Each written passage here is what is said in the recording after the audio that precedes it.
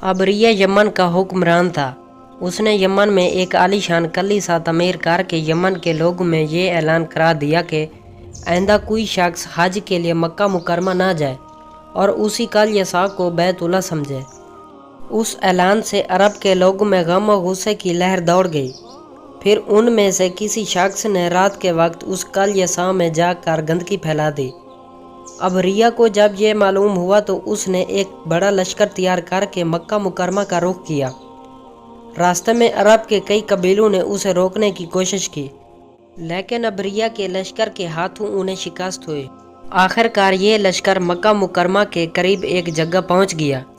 अगली सुबह जब उसने बैतुल्ला की तरफ बढ़ना चाहा तो उसके हाथी ने आगे बढ़ने से इनकार कर दिया। उसी वक्त उसकी तरफ से अजीब गरीब किस्म के परिंदों का एक गौल आया और लश्कर पर छा गया। हर परिंदे के चोंच में 3-3 कंकर थे, जो उन्होंने लश्कर के लोगों पर बरसाने शुरू कर दिए। उन कंकरों ने लश्कर के लोगों के जिस्मों को चीर कर रख दिया। ये अजाब देखकर सारे हाथी भाग खड़े हुए। लश्कर के सिपाहियों में से कुछ वहीं हलाक हो गए और कुछ जो भाग निकले वो रास्ते में मर गए।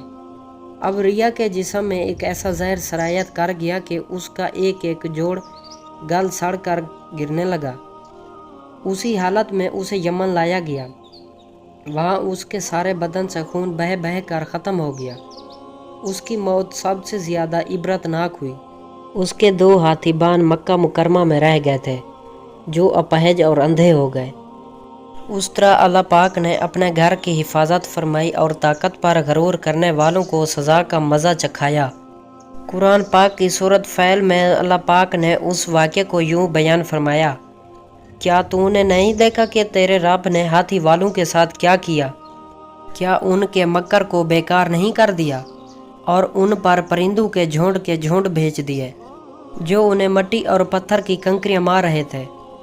बस उन्हें खाए हुए भूसे की तरह कर दिया। दोस्तों, इस तरह की मज़ीद उर्दू कहानियाँ और इस्लामिक वाक़ियात देखने और सुनने के लिए हमारे यूट्यूब चैनल उर्दू कहानियाँ को सब्सक्राइब ज़रूर करें, ताकि आपको इस तरह की डेली बेसिक पर उर्दू कहानियाँ और इस्लामिक वाक़ियात की वीडियोस मिलती रहें।